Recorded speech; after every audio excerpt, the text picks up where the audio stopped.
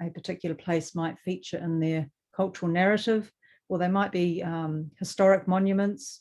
And usually if there's a recognised status like a reserve or the items on the Vanished World Trail, that's a formally recognised value as well. So that's noted in the associative. All those three attributes are looked at together, and each one is given a rating on a 7-point scale, which goes from very high down to low. And then the three different attributes are looked at collectively in terms of their ranking, and an overall judgment is given as to whether it should be outstanding or significant, which basically depends on whether a feature might have ranked very high or high in its biophysical values or its cultural values. It has to rank high or very high in at least one of those three areas. Generally, there may be some special cases where there may be some lower rankings, perhaps all moderate, but for some reason, perhaps something being particularly rare, it may be assigned a significant and possibly even outstanding. I can't recall any specific examples right now. So that's how the features are assessed. The other aspect which I was asked to look at was the context for each feature. Now, this is what's been mapped as the rural scenic overlay. I referred to it in my work as supporting landscape context. Now, this is considered to be the minimum area of landscape around the feature that provides the setting and enables visual engagement with the feature. It enables people to enjoy its aesthetic qualities and its contribution to sense of place and landscape character and our natural heritage. It's often a combination of the landscape between the feature and public places in the landscape, from which there are important views of the feature. Generally, this is from public roads, but not always. And it is also the physical setting, which may include other elements of the landscape that complete the story of the feature, its origins, dynamic processes, and human interactions. A useful analogy to try and help understand what this means is a sculpture in a garden. You have the planting and other garden elements around a sculpture that are designed and managed to frame and complement the piece, to show it at its best and to allow it to stand alone as an entity with presence. And the surrounding garden is managed so that the sculpture is able to be seen and enjoyed, possibly from different perspectives, and contributes to the quality of experience and the character of the place. So I hope that helps understand what we're talking about when we say the landscape context. In the course of doing the assessment of the 120 GNS features, I discovered or observed many other features which I felt also needed to be assessed for significance or outstandingness, and these might be forest remnants, wetlands, estuaries. So they were all assessed in the same way, and there are about another 75, I think, of those. So that's basically how these landscape features were assessed and given their ranking.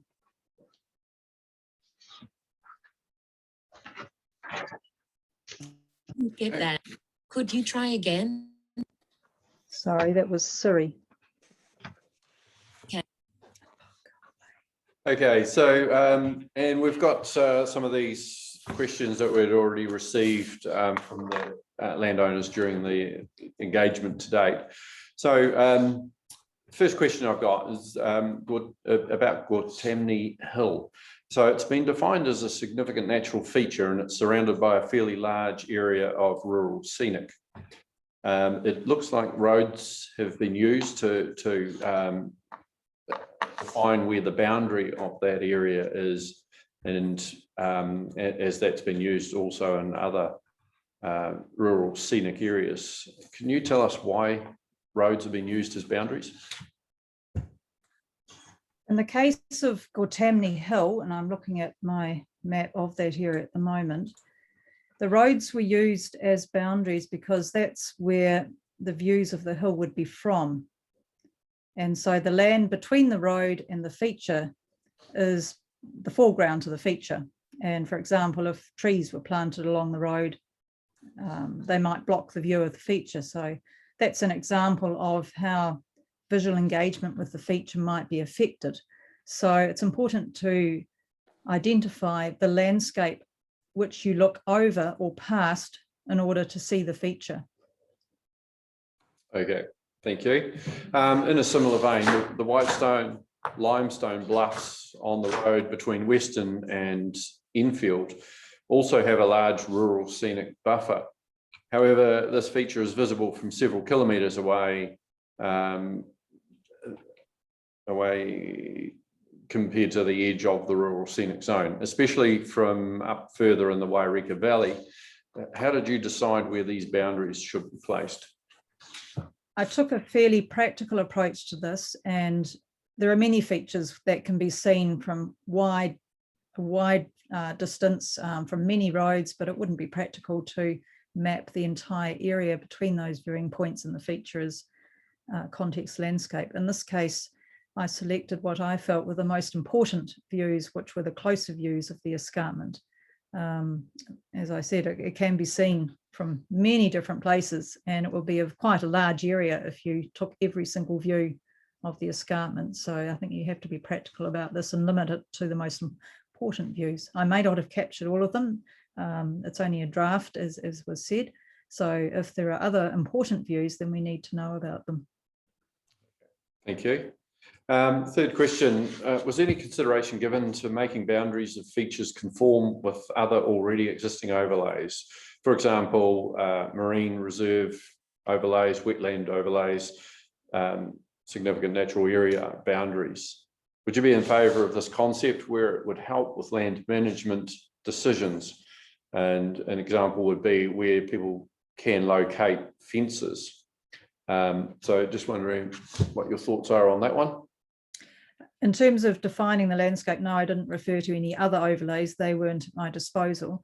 The work that I did was very neutral in terms of zoning, land ownership, etc. It was purely concentrating on landscape and features, so as not to get distracted. However, I agree, if there are other overlays which can be aligned or synergized with the rural scenic overlays, then that's a good idea, yes. Yeah, no, I think yeah, it's a good pragmatic approach to farmland or other land that's subject to multiple overlays, so it would be good. Yes. If the rural scenic is about protecting the context of natural features, shouldn't it be from the perspective of public places, for example, roads, rather than extending over ridgelines where it's not visible from public areas? The pinnacles near Lake Aviemore is a good example of that. No, it would not be a good idea to restrict the context landscape to just what you can see, because that would not capture the integrity of the landscape character, the significance of other related geomorphic phenomena or geologic phenomena. It wouldn't tell the whole story. Just because something's out of sight doesn't mean it has no value. So just to go one step further on that one, so if someone needed a resource consent to put a building on, that even if it was hidden, it would need to be subject to an assessment as to whether that was still the right place to put it. It's probably a question for Hamish, really. Look, if it's within an overlay, it's defined by an overlay, then we'll look at it in terms of the criteria that are in the plan at that time. And you would expect typically some kind of an assessment. I mean, by law, you have to provide, the applicant has to provide an assessment up front anyway in terms of any resource consent application. After that, well, then it's really sort of a pragmatic decision as to when you might have to engage another peer review professional involved. No, thanks for that, Hamish. And fifth question, rural scenic area around Kuria Hill. On the northern side, it captures property in that is zoned township. What's the purpose of the rural scenic here, and could it be shifted to better reflect the existing zoning? So if it's running through a house, for example, can the boundary be moved around that property? Yes, that would be the pragmatic outcome. There are two things here. One was this zoning only applies to the rural zone. So if it's a non-rural zone, it wouldn't apply anyway. And the other factor is the mapping was done at on 1 to 50,000 topo maps, and it's not possible to get down to defining whether or not a boundary goes through a house or not, because you just can't see them at this scale, and it's not mapped like that anyway. So the pragmatic answer, yes, you look at the detail, and if it's falling outside the rural general zone, then that would have to be moved back to the boundary of the zone. That would be my understanding. And in general terms, if it's crossing through, well, houses are ephemeral elements really in the life of landscape. So whether a boundary goes through a house or not is not really relevant actually. It's more how the boundary relates to the landscape, to topography, to vegetation, to water features. That's where you would look carefully and make sure that the boundaries make sense. Okay, thank you. And thanks for your contribution there overall.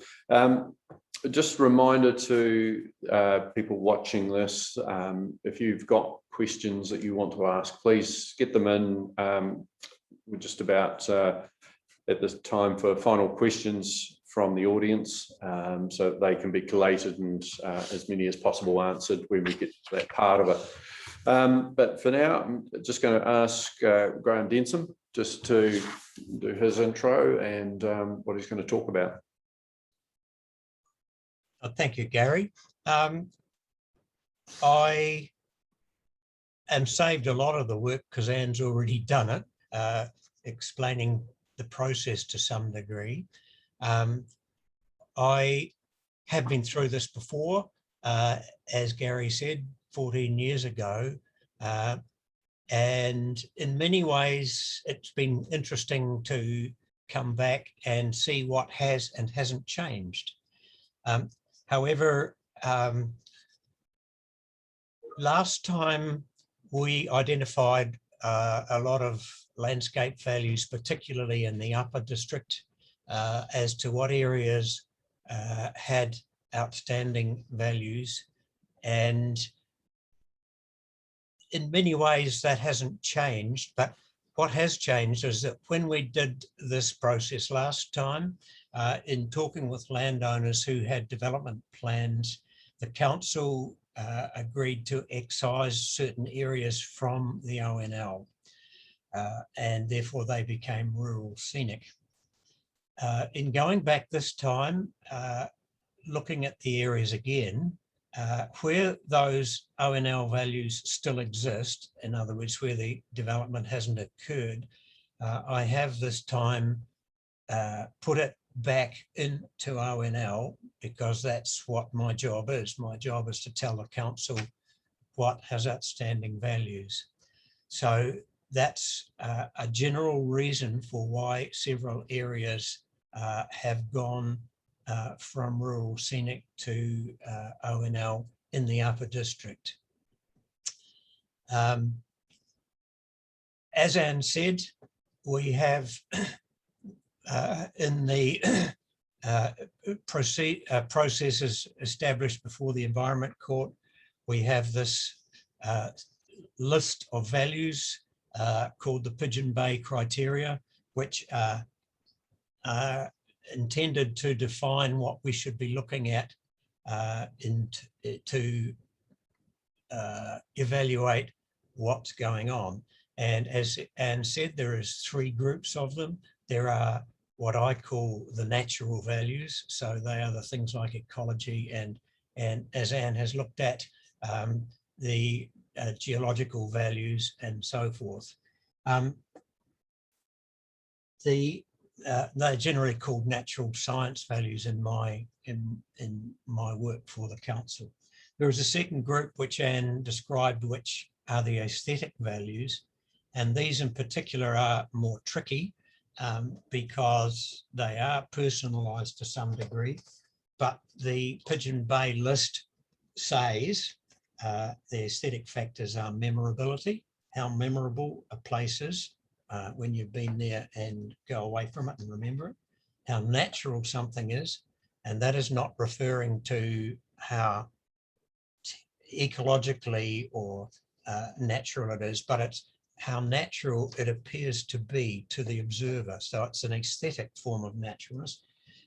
Vividness, how stunning or striking is the landscape. And coherence.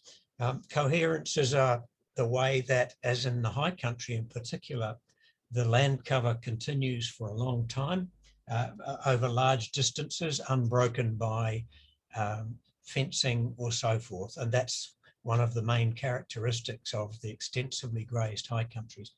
And then, as Anne said, there are the other third group of historic and tangata whenua values. So that's what I was looking at, and I have put them together for the council, and these maps have come out from it. As Anne also said, or was it Gary? No, it was Hamish, sorry.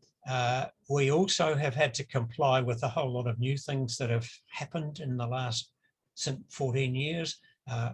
One in particular is the Canterbury Regional Landscape Review of 2010, which has assessed all areas throughout the Canterbury region for their regional value. And so we have, as a district, to incorporate those also into the district plan.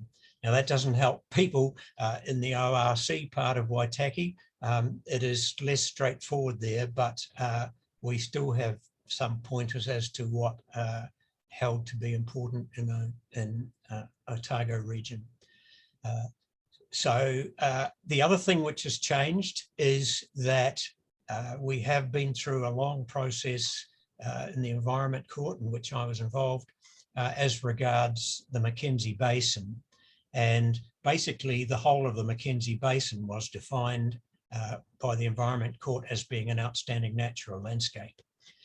And therefore it has been an ongoing job to then develop rules in that district plan as to how economic activities can continue.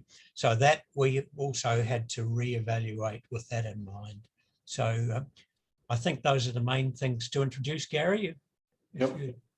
No, I think that should give people a little bit more of an understanding about the process we went through, where lines were drawn. We engaged with landowners. We, as a panel, we moved those lines for the draft. The submissions and cross submissions happened. Lines ended up where mostly they are in the district plan now, and you have come back in and you've looked at those areas and seen, do they still have those same values, or are they affected by those changes, and put the lines where you think they should be. So I think that's an important part, just to reiterate, just because it is, this is the opportunity to work on getting an agreement about actually where do the lines need to be. Where's the balance between protecting environment, landscapes, and protecting the ability to farm, if in the case of farms, as an example. So we'll go on to the questions for you, Grahame. So the first one is that most of the Ahuriri Valley is now proposed outstanding natural landscape. What's changed since the last district plan to cause the shift in these boundaries? 2 or 3 minor things, but firstly, the landscape of the Ahuriri Basin has maintained its outstanding values. I think that's the first thing to say. The basin is a unique part of New Zealand in that it is an entire watershed that is still in its natural condition. And as you know, the upper part was purchased by the government because it was so natural. And we're therefore talking about I think 3 properties, it is 3 or 4 properties below that, but still within the basin. So one thing that we did last time was excise those properties from the ONL in order to provide for development. That hasn't happened agriculturally, but it has happened in the form of some building of lodges, which have occurred. And so we are now trying to better provide for the existing ONL values. And so we are now saying that the whole of the basin is outstanding, which it is under my assessments. And therefore, what it means for land use and landowners has to therefore be worked out within the district plan rules. So we can't go on as it was in the rural scenic, which has not much teeth in stopping buildings if they are proposed. And so we have to take a stronger stance. And the two lodges that have occurred have fitted in not bad, but we can't just go on repeating that.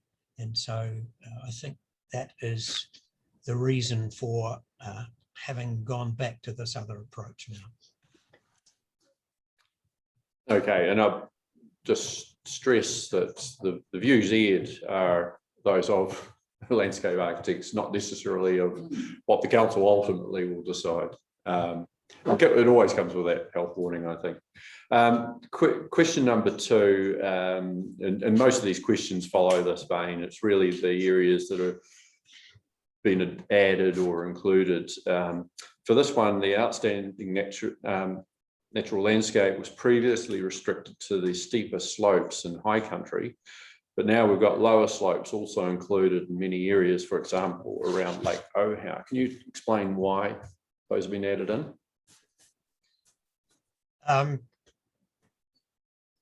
The simple reason is that where flatlands have been developed, they have often lost their ONL values, and it's the slopes have been less developed, and so they have maintained their landscape values.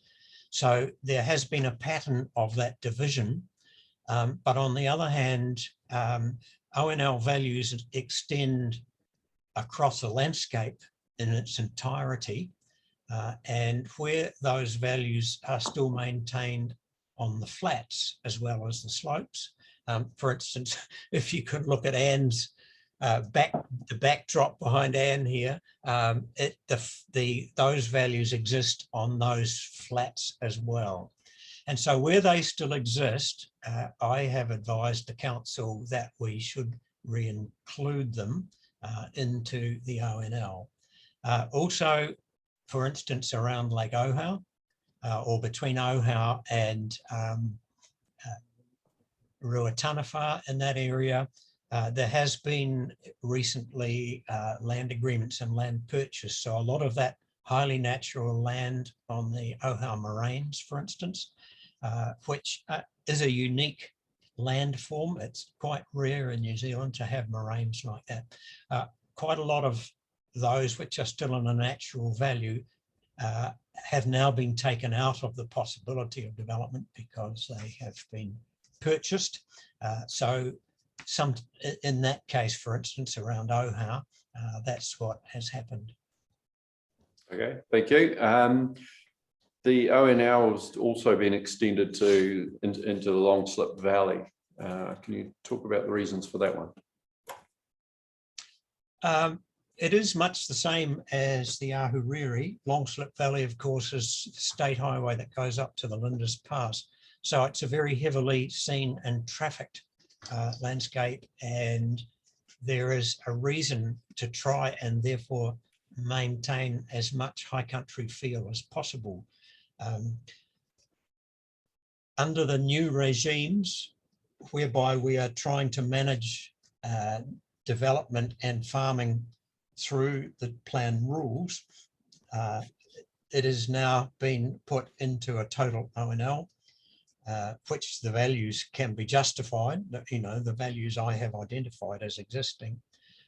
And so, yeah, I think that is the simple answer, that we are trying to a different pattern of maintaining landscape values.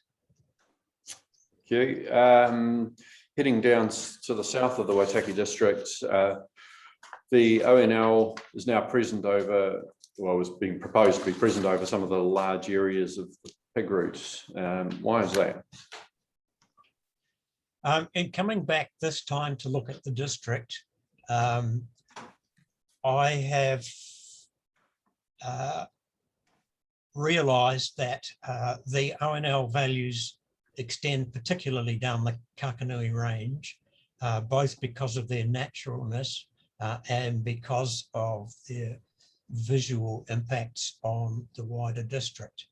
Now, the visual impacts of the Kakanui range are not as great from the Waitaki side as they are from the Central Otago side. Central Otago, they are spectacular, as Grahame Sydney loves painting.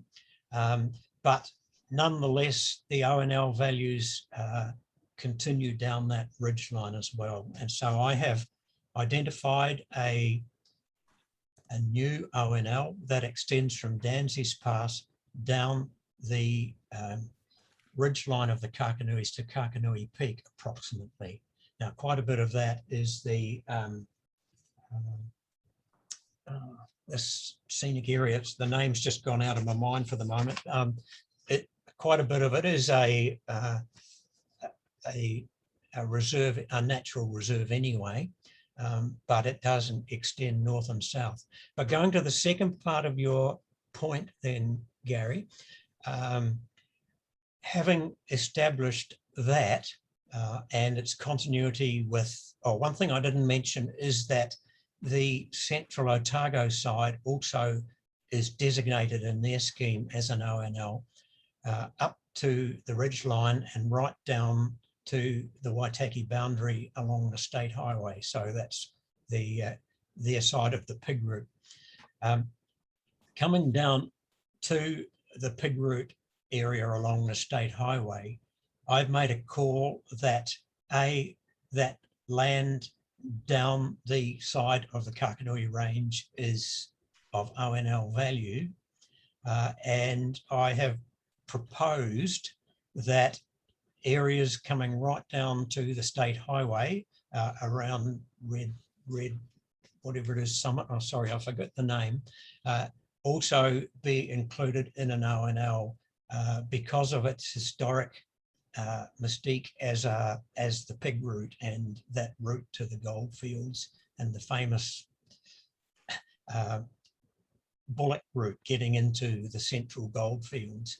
And so it is proposed to come down in that area around where the historic monument is to try and maintain that value.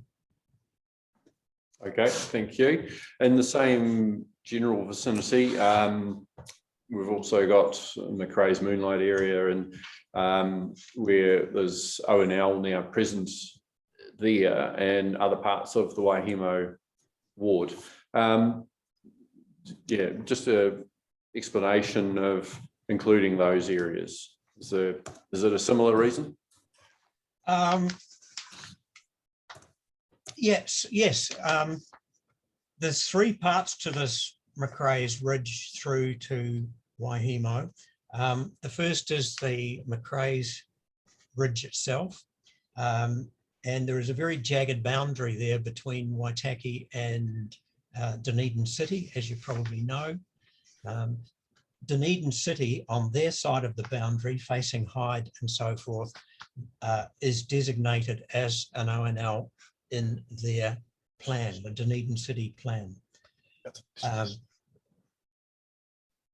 On our side of the boundary in the operative plan, I had said that that was ONL, that was rural scenic to provide for the land development that people wanted. There has been quite a decrease in landscape values through that. And so what I am now proposing is that those parts of what were previously the rural scenic are now the ONL. And most of that is relatively lightly developed land, which is containing land, very high values, as Anne said. So almost all of that is got very high values, and so I'm proposing that that now be O&L. A second area which has changed is along what's called Billy's Ridge, which is a small sub-ridge between Macraes and Nenthorn. The O&L boundary in Dunedin wraps around the south side of Waitaki there. It's also a boundary along there that ducks and dives. But coming up to Moonlight Road that goes down to Middlemarch, along that side of Dunedin as well, they all have O&L there, and therefore in the southernmost part of Billy's Ridge along the Moonlight Road, where very high values still exist, I've proposed that that become O&L as well. Further continuing north down the ridge down to Macraes Road, the values have been somewhat diminished by land development, but still that tor laden landscape exists, which is fairly unique to Macraes and Nenthorn, and therefore that is a reason for including that in the in rural scenic, where it was just rural general before.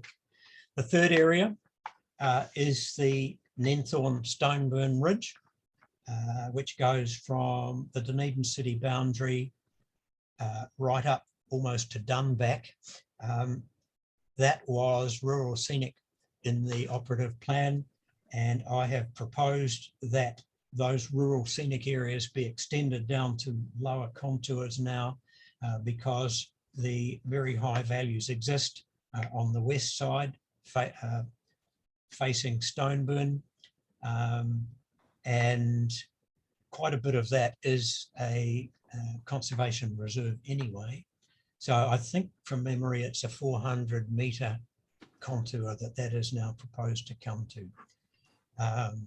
On the eastern side, the seaward side, it is proposed to add a block of land which is between the existing rural scenic and the Waikouaiti River North Branch.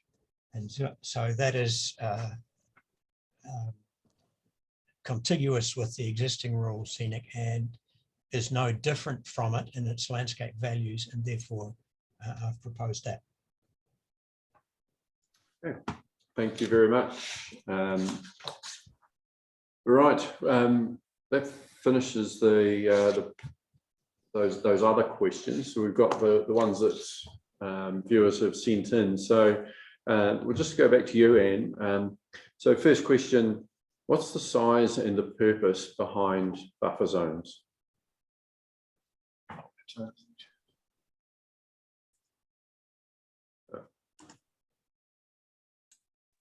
How's that? Yeah, that's good. Okay. There is no rule, if you like, or parameter for the size of the buffer zone. The buffer zone, well, it's not really a buffer zone either. It's the landscape context is determined on its own merits.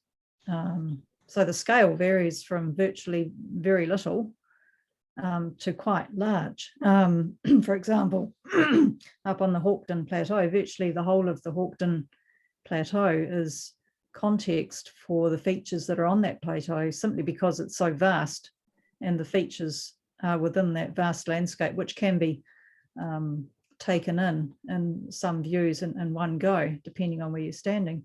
But other features are very small and quite concise, so they don't need a large context because they just disappear from perception very quickly with distance. So the buffer or context landscape is entirely dependent on the nature of the landscape around the feature and the scale and nature of the feature itself. Thank you very much. We're being asked, are landscape architects going to check what they have marked on the maps? I see there's miles of gorse marked as being important. Is that correct? Is that a question for me or both of us? Or Well, Hamish is dying to answer it, actually, I think. So, Hamish. Well, as part of this whole process, thanks, Gary, is to take on board people's concerns. And there've been a number of people, and some of the questions coming through a key concern as well. Can I object, or can I comment, or can I discuss further? And the answer is yes, you can. What we're trying to do to move this forward as fast as we can in an efficient way is to get people to make initial contact with the landowner engagement team, provide the reasons why you think, say, the landscape architects have got it wrong, and we can collate those in an efficient way. And if we feel the need, then we'll ask them to comment directly on those specialist areas. Okay. Genuine question to Anne and Grahame. Would an area with gorse on it be considered in any of these overlays? I'll go first. Yes, definitely. The vegetation is only one aspect of the biophysical attributes. There may well be very important geological, geomorphological elements present. There may be very important associative values. It might be a place that is really highly valued by people for some reason or other. And gorse and broom, to some degree as well, are in fact very good nurse crops for returning native forest cover. So if the land, for example, is within a reserve or close to a reserve, over time, that may well become native shrubland or forest. So you can't write it off just because it's got gorse on it. Grahame? Yes, I agree with that. The Environment Court has established over many years now that modified land can still be considered outstanding if it has got very high values in any area. So the fact that it may be covering gorse, carrying gorse, does change it, and it means its vegetation is not necessarily very high. But as Anne said, if other values are very high, then it still qualifies as an O&L. Okay, which leads me to a question for Hamish, and that is, if you've got an O&L and it's got gorse on it, do you need to get a resource consent to actually clear the gorse? The answer is no. The landscape values are not the gorse themselves, and that's not to be confused with Indigenous vegetation, where we do have currently Indigenous vegetation controls which extend right across the district already in our current plan. But gorse itself, we're not looking to protect. It wouldn't fall under that rule whatsoever, and there's no intention that exotic weed species would. Okay. Thank you for that. Next question, maybe a Hamish one as well. I don't believe WDC has any jurisdiction or responsibility for the Waitaki River. If this is the case, how are you able or needing to class it as an outstanding natural feature when you have no authority over it? All right. Where our jurisdiction, quite correctly, doesn't extend to the bed of the river, of the Waitaki River. So O&L status, or whatever has been in the map, on the maps, shown on the maps, does not extend across the bed of the Waitaki River per se. We do have jurisdiction on the surface of water up to the midline point. Yeah, that's probably the best way of answering it. So in terms of land management, that would be either predominantly the relevant regional council. Yeah. But there's margins of the river which may fall within that end, but I'm not sure. I'd have to look at the specifics there. But yeah, no, we will ensure that it does cover the right part.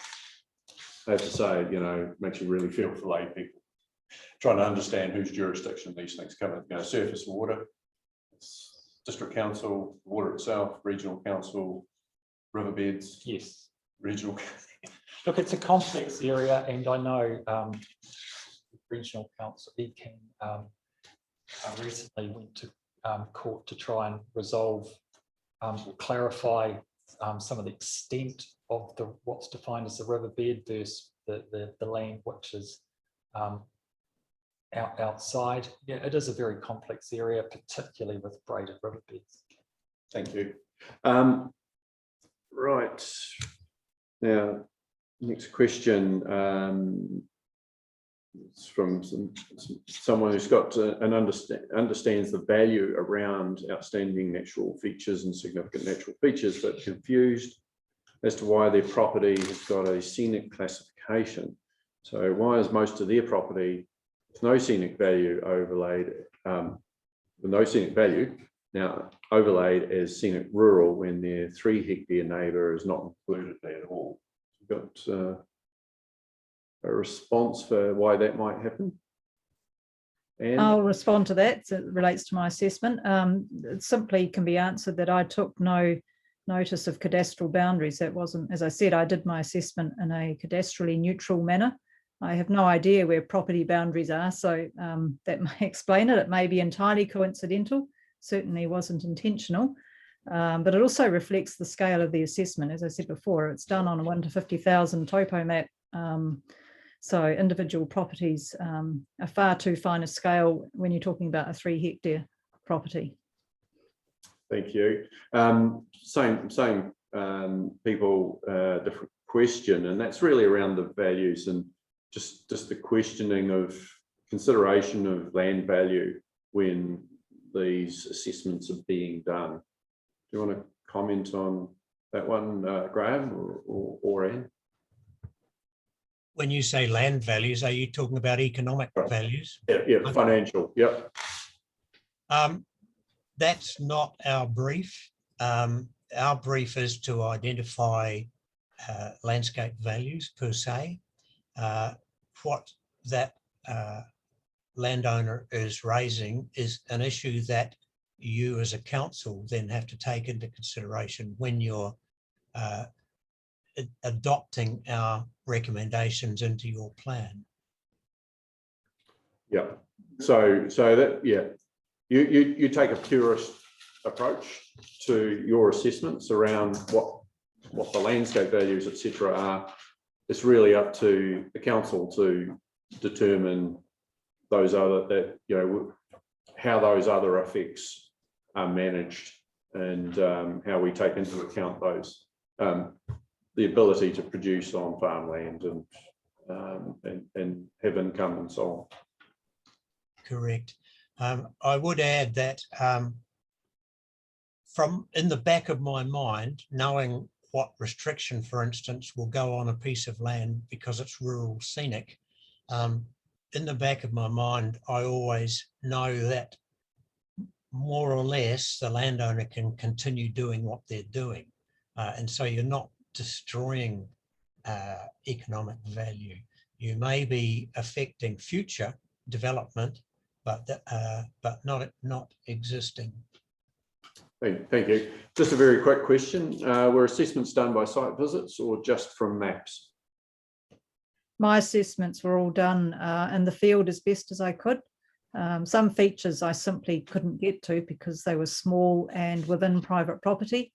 So there was no access to private property. It was all done from public places, supported by maps, research, and using Google Earth and whatever other means, Canterbury mapping, RetroLens, are a number of sources of information which collectively give a good picture. Thank you. Yeah, I would confirm that. I did all of my work this time round from public roads, public viewpoints, and Google Earth.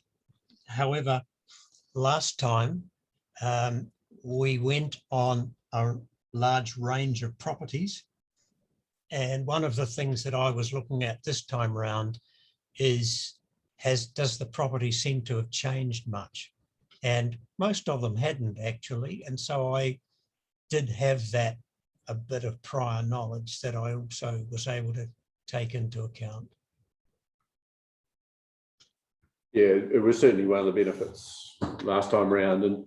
And I think if people are particularly concerned about where lines are and so on, it may require site visits to make final decisions along the way. So, don't count that possibility out, would be my suggestion. Next question, are you aware you're making subjective assessments of land that is privately held and title ownership? Yes, we are, very much so. That's what our professional skill is, to make subjective judgments, in particular in the aesthetic area of landscape. That's why landscape assessment can be quite a tricky situation, but that's what Anne and I and our colleagues have worked up to have a reliable system whereby we can apply, for instance, aesthetic judgments in a reasonably consistent way. Can I just add in there? We wouldn't have much need for district plans if we didn't have to assess and have rules for private land. Yeah, it's probably, I guess, the proof of objectivity or subjectivity comes down to when you have to stand up against another landscape architect in the environment court and argue your case. Is that where you bring those rules into play? Yes, that's if a landowner feels that an assessment is unjust, then they should get their own landscape architect who's suitably qualified and experienced to prepare their own evidence, and then it does get threshed out. First of all, a mediation, then a council hearing, and then eventually environment court if necessary. But it's not possible for a private landowner to simply say that we got it wrong when they have no evidence. And so a lot of the evidence we prepare is not actually subjective, it's objective, especially the biophysical. Particularly the work I was doing, the starting point was features of known geological value. So that's not subjective. Thank you. Right, just got a more specific site, a significant natural feature on Beach Road near 1000 Acre Road, just south of Oamaru. What values underpin that proposed significant natural feature? I'm not sure exactly which feature that is. It's very specific. From memory, there were some very distinctive small cones, which were very definitely a visual feature that struck me as being very memorable, very striking, very characteristic of that landscape and important for the sense of place. Yeah, Max is familiar with one, so I'll just get him to describe where it is. Hi, Anne. So just to clarify that question around Beach Road, it's the area of eroding coast there, just next to the crossroads. It was identified by GNS as an important site, I believe. Oh yes, the old Beach Road site. Yeah. Well, according to GNS, it's a very good example of erosion, basically. It mightn't look pretty, but apparently it's very important as a process. And sometimes what's really important isn't pretty at all. Yeah, I think I prefer clay cliffs, to be honest. We didn't put a road on there. Don't worry, it won't be there for long. So when you classify farmland as rural scenic in order to protect the view to a significant natural feature such as Grahame Hill, will existing farm practices such as wintering dairy cattle be impacted? So we're getting more into the rules here. I can answer that to some degree. Yeah. Yes, I'm happy for you to go, Anne. Yes, the main things in the context landscapes that are important are protecting the visual engagement with the feature from the public. So that more relates to putting trees in the right place and buildings in the right place so they don't block important views. And we can, there are options for moving things around to ensure that a certain view might be kept. or a relationship to another part of the landscape that has a connection back to the feature. So that's just looking at the landscape from that perspective.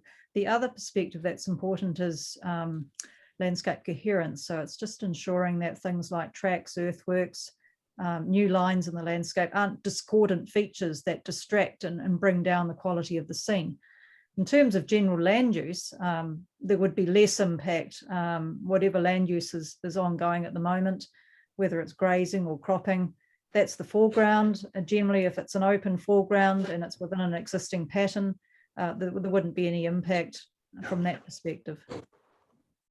Thank you. Hamish, do you have anything to add on that under the current rules? I guess people can take some guidance from what rules are in our current similarly designated areas. So if it's a ONL, then you can look often at what's in the current plan to get some idea of what an ONL might encompass in it. That's all I can say at this moment in time. Okay, thank you. Grahame, so just juggling bits of paper and laptops and things, just trying to get these questions through. But Grahame, a question for you. Why has the dock area on Spring Creek at Glenbrook not been identified, but neighbouring property has? Do you recall that one? Can you say where it was? It's on Glenbrook, Spring Creek.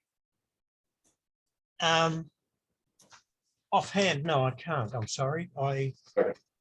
That'll be one we can go directly back to. Yeah, the circumstances are not coming to mind. Yeah. Right. We'll come back to you on that one more directly, Grahame. There's a question for you, and you're aware. Oh no, we've done that one. Why is the rural scenic area on our assessments so far extended from Graves Dam and Waianakarua, as that it is the likely feature, as that is the likely feature that has been identified? So I don't know where Graves Dam is. So that's as you're heading into Herbert Forest, basically as you're going over the Waianakarua River into Herbert Forest. What was the question again? Yeah. Why? Why is the rural scenic area on our assessment so far extended from Graves Dam in Waianakarua as that is the dam I think they're referring to as the likely feature that has been identified? So they're saying they think that is the significant natural feature, but why is the area extended so much from that point? I can answer that. That relates to the Waianakarua River Cliffs. Yes. So to see the river cliffs and engage with them, you view them from Breakneck Road. So that's looking across paddocks which have the words Graves Dam written on them, and the Waianakarua River, across Reed Road and across the flats and up to the cliffs. So sorry, I'm just hearing rats in my ceiling, I think. So it is the foreground to the views of the cliffs. Okay, thank you.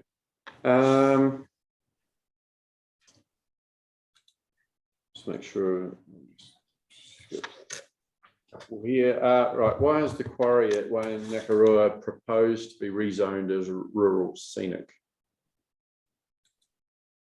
The quarry. Where is the quarry? We might. This is a very specific question. I think we'd need more information about that one. That's okay. We will go back to the person asking that directly. Why? So this is on the Waitaki River side of McPherson Road. So why have large parts of that area being designated rural scenic when the river cannot be seen from the road or from any part of the land between the road and the river? And I think that probably applies to a number of other assessments where it's considered that people can't, the public generally can't see those areas. Sorry, I'll just quickly explain again. I mean, this is one for both of us. Just because you can't see a feature or its setting doesn't mean it doesn't have any value. Grahame? One of the values of the Waitaki River is its place in New Zealand's cultural history. It is the premier river of the South Island, really, leading up to Aoraki. And so despite its run-down state of its riverbed and its water flow from hydro management, it still has very high cultural values. And so they exist whether you can see them or not, as Anne said. Okay, thank you. Right, to either of you, is the level of river flow considered to be an important quality in the landscape? And if so, are you going to recommend protecting some proportion of natural flow in the interests of landscape quality? Can I jump in on that one? Yeah. Sure. If we consider, for instance, the Ohau River, which is a good example, my description of that is emasculated. If a river's male, I don't know what the feminine version of emasculated is, because so much flow has been drawn out of it. I believe that its natural values have definitely been devalued, but that's in the past. It's not going to change. And so we just have to try and maintain the other values around that river. So yes, I do think that if extraction goes beyond certain levels, or if regimes are changed greatly, then it devalues that river quite a lot. And that's one reason why the Akureri remains quite an important river, and not only for its fishing, but because it has those natural regimes. Can I just add to that? The other reason why flow is important is that our braided rivers are very dynamic, and if you don't have the flow, then they don't get to do what they should be doing, which is travelling across their floodplain, clearing out the vegetation every now and then. And the result, we've seen it in the Waitaki River, where it's become infested with gorse and willows, and it certainly has lost its quality. So flow is important as a dynamic process-related element, as well as its actual visual and auditory qualities. So the other part of that question was saying, does that mean that you recommend keeping a proportion of that flow? Essentially, it's getting into regional council territory as far as the what allocation might be allowed or minimum flow regime might be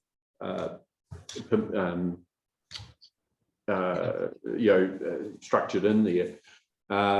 But from our district plan, is it just a case that you might comment on it rather than you actually being able to give any firm rule in the district plan?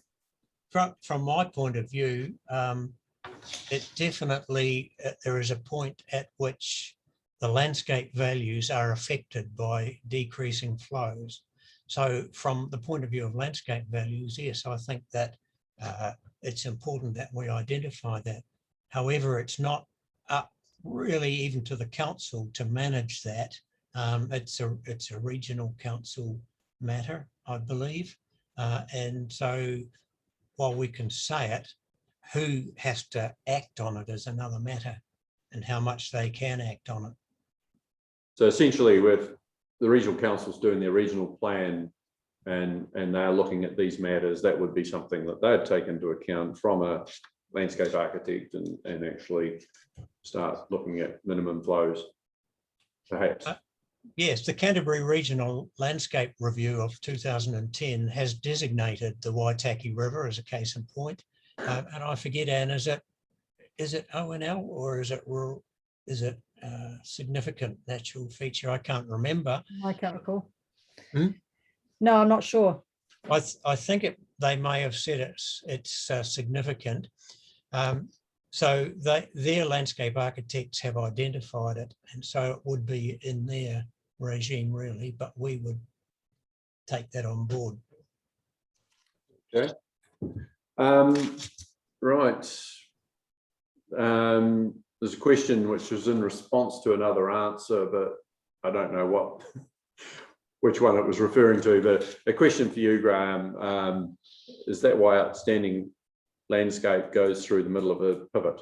It might be a bit of tongue-in-cheek question, I think, but if you've got that overlay going through the middle of a pivot, what's the solution to that? If I can be tongue-in-cheek back, I think we should move the boundary so it includes the whole pivot.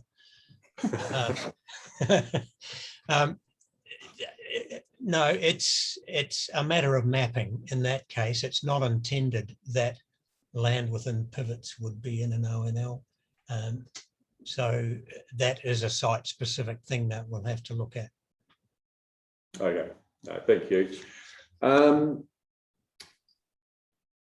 Now, question for any of you.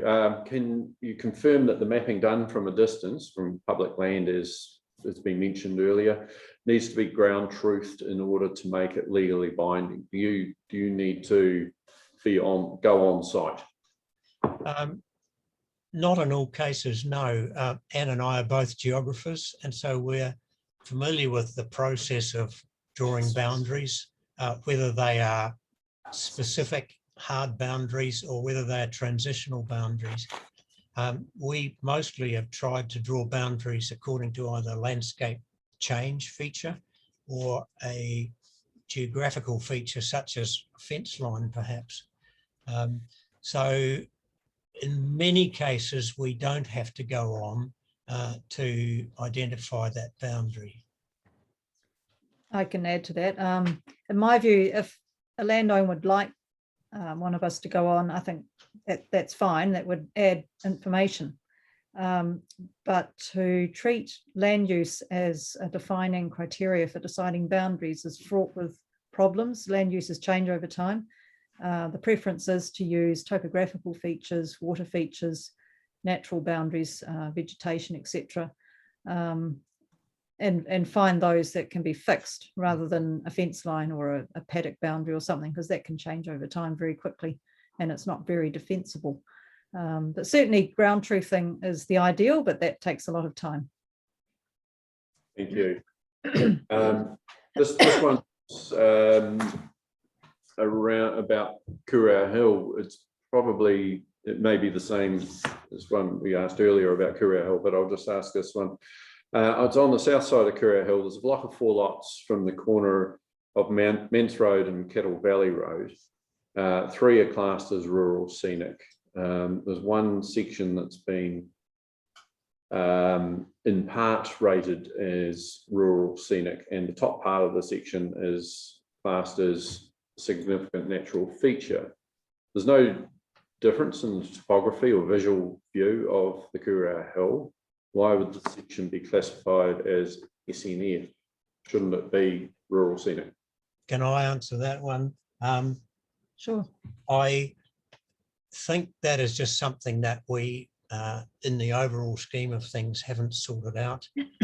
And I think that's one that we need to go and look at and agree one way or the other. I agree there shouldn't be a little bit of rural scenic out there on its own. Okay, thank you.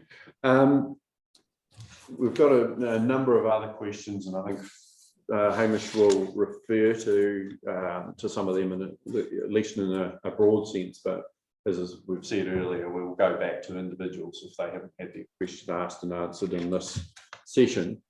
So Hamish, I'll just hand over to you to do your wrap up on the summary of where to from here.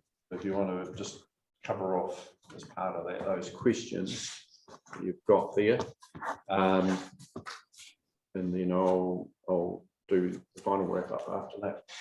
Thanks, Gary. So question here, whether all the letters have been sent out. Yes, technically they've all been sent out. There may be 1 or 2 which have unfortunately and inadvertently been returned to sender. But if you haven't received one, then you probably wouldn't reasonably expect one to arrive. There's a question there about where you can access these layers. They're not currently in a form that we can throw up on the web, and as mentioned earlier, this is, and other questions have been asking about, well, where's the consultation with landowners? Well, this is the consultation with landowners, and as such, we don't want to throw out all this information at the moment. There will be issues to iron out. There will be things to change and amend, and the landscape architects will need to take on board and listen to what you were saying. Can I just expand on that, Hamish? I mean, the reality is this is one-on-one engagement, and we want our people to talk to you. And you know that we're not putting all of this up on the website, because the last thing that any property owner wants is a copy showing their property with greater restrictions and on it than what it actually ends up being. So you know, it's, you know, we don't want real estate agents, as wonderful as those people can be, for example, getting an old copy that's out of date and not being able to represent properly what the property actually is able to be used for, and easily being able to be done on there. So it is important. It is actually to protect the this early part of the process and make sure it's that one-on-one discussion, not the community discussing your property before you've had a chance to talk to us about it. No, thanks, Gary. People have asked about a number of questions about Wāhi Te Puna, and further, they're quite keen to discuss that. What I'd say to that is check out the video online under the landowner engagement page. That sort of gives the Runanga and Ngāi Tahu's perspective on Wāhi Te Puna, and I know they've been through a process involved in pulling that together. And if you have concerns about your particular property, do please write in. And again, as with the landscape questions, we can redirect them to the right sources to get information for you on those. Somebody's asked a question here about budgets, and that I would sort of suggest people have a look at the annual plan, and also the long-term plan. Waitaki's long-term plan is out for consultation at the moment, so that document should be readily available here. There's many questions about rules and property values and so on, and we can't really do that justice in this this forum, other than to say that the RMA recognises we have to recognise and protect certain matters through Section 6 and different matters through Section 7. There's questions there about tenure review, and it would be a bit of a misconception to say that what happened is at tenure review, I mean, it may have raised expectations that RMA control should not apply, but technically or legally, that's not the case, that RMA controls don't apply. Pre-existing activities hasn't been really raised a lot tonight, and that's entirely understandable. There's a thing in the Resource Management Act around existing use rights. So if you do plant a forest, that doesn't mean you have to remove it. Same with buildings, same with other activities. And so I really think it's quite important to stress that existing use rights do apply even once rules have come into place. People have asked the question that, you know, we've had a long time to prepare or do this work, and not a long time to respond. And Gary's mentioned the extension to the 4th of June. But what I would say again, to reiterate, is that this is a start of a process. We're trying to consult with landowners right now, and we have to start somewhere. And as I've alluded to at the start with the presentation, there are many more stages, and they will go off some way into the future. So there's got to be some reassurance that concerns will be heard and looked into, there are a number of different consultative stages, of which we haven't got to the first one, which will be really when the draft district plan comes out later this year, where we put everything together, the rules, the maps, the zones. We talk about the coastal environment, and we've looked into that. All of that put together in the one sort of document, and we are some way from that point. But we're working to get there as fast as we can. That's probably it from me. And I'll hand back over to Gary. I'd just like to thank you, and please don't hesitate to get in touch with the landowner engagement team if there's anything you've heard this evening you want to find more information about, and they will do their best to try and find that. It's not an instant process. People ask questions, and sometimes there is a little bit of research involved to get the right answers, which is best in everyone's interest if we can answer the questions as well as we possibly can. Thank you. Thanks, Hamish. Few more really late questions. We have got a couple of minutes, so I'll whip through these. The property is covered by 2 proposed overlays, I believe. So does this mean they have to submit 2 applications for resource consent? No. No. So basically 1 application gets assessed against both those overlays and the decision is made. I think I should add that again, this process of the layers, there are more layers than last time. That doesn't mean to say necessarily that it should be conflated with being more onerous. What we're trying to do is being more targeted, so we understand the values which are part inherent in those overlays, so we can look at, well, what's actually important about this area. It needs to be some of the rules and how they relate to the rest of the document.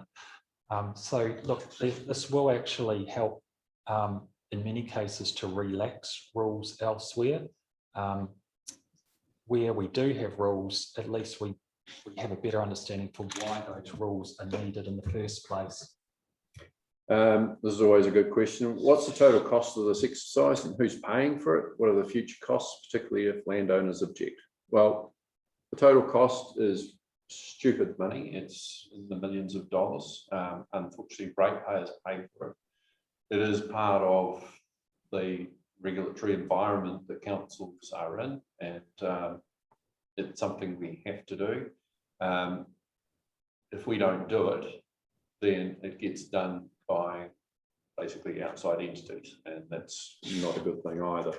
So as far as the process so far, it is about just getting those assessments done and getting to this stage of talking with landowners and measuring up against those assessments, coming up with an overall compromise between making sure that we are protecting the important values that we are required to protect, but also allowing the development and the aspirations of our community to still take place, that buildings can still be built where they need to be built, and landowners can get financial viability out of their property. So that is further down the track once they get into submission hearings. If you object to those rules, then that's absolutely fine and absolutely your right, and you should take that right. It doesn't require a whole lot of lawyers necessarily. When it does get more complex, there may be some experts that you need to take on, to get expert opinions from. But unfortunately, it is the process that we have. It'd be really nice if we didn't in many ways, but the alternative isn't great either. It may be all changed once resource management reforms go through, but the problem with that is the potential that is there to take away the local decision making that's currently under the Resource Management Act and currently under the district plans, rather than them becoming regional plans. So there's a bit of a downside to the alternative. Given these aesthetic values largely benefit the public and not necessarily the landowner, is it reasonable to expect any consent cost should not be to the landowner. We haven't discussed that at council yet. We have discussed it in terms of some of the heritage buildings and heritage items that if people want to develop, they need a resource consent. We have set up a fund to help fund the cost of resource consent, so that it's an extra hurdle to get over, but it's not an expensive hurdle. Whether we do the same for this is something we need to discuss. The money to process the consent has to come from somewhere. Is whether we decide that we should be rating the wider community. In many cases, we're actually protecting landscapes that are in the national interest, particularly up in the upper part of the district and even into the area around Macraes and so forth. There is an argument that actually wider taxpayers should pay compensation for the protection of that. They're taking away the productivity rights of farmers and landowners. Should there be compensation? It's something that's been argued for a long time. No easy answer to that one, unfortunately. Don't know if you've got anything to add on that, Hamish. Well, look, I mean, it always comes out property values and the effect on property values, and there are a lot of assumptions about what rules do or don't about property values. I mean, land value is increasing generally across the district and across Otago. That's in the papers. Technically speaking, when you make a planning decision, you're not directly looking at the change in property values. That's been something that was settled a long time ago in legislation. We're looking at the substance of the planning landscape arguments there. And very last question, just a good general one. Can you please clarify for the audience the format that feedback should be sent in? Do all submissions need to be submitted via the online survey function? No, any format's fine. There was an email. There's a you can handwrite them. Yeah, there's any number of forums to provide information. At the moment, as I've alluded to, this isn't a public consultation. It is a landowner engagement, and there are no set sort of structures for how you need to pull things together. We just ask that you can provide as much reasoning where you do object to things or have concerns, you seek clarification. So whether it's a question or a statement that you believe to be true, that doesn't matter. We can all try and collate that as best we can and get the right clarification or feedback is available at this current time. Bearing in mind we are heading forward to the draft district plan, where that will be the next stage where it shows what we've come up with. So at this stage, unless you own the property, we don't want feedback from others. We want feedback from the property owners. That's the stage.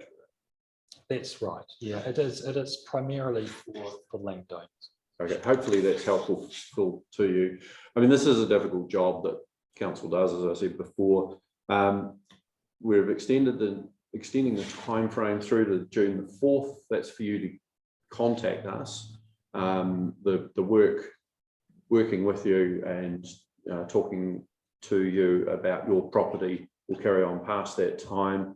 What we want to go out to the public with is a draft district plan with lines that we know are as best as they can be, meeting our responsibilities to look after our environment, etc., but also making sure we look after ratepayers. So it's a difficult one, but when we get to the stage of public submissions and cross submissions, etc., the council will have appointed a panel to hear that. We have three councillors who are qualified commissioners. It's Councillor Hopkins, Deputy Mayor Tavendale, and Councillor McRoby. Whether all three of them are used on the panel remains to be seen. Whether there's any independent person on the panel remains to be seen. but that is a decision. This is very much a case of local democracy and actual local decision making, and it's really important that we have locals helping to make the final decisions. So that's that part. Just finish off by saying thank you very much to Grahame Densem and Anne Stephen. So thank you for joining us and helping to explain some of the reasoning behind where things are at the moment. This is, as Hamish has said, the first step in this part of the process, and there's still plenty more. So please do take the time to make feedback on your property if you've got any concerns at all, and when the time comes to make submissions on it, and even if it's just reinforcing that you're happy with where the lines are or what the rules are. So thank you very much to everyone who's joined us this evening. We certainly appreciate that.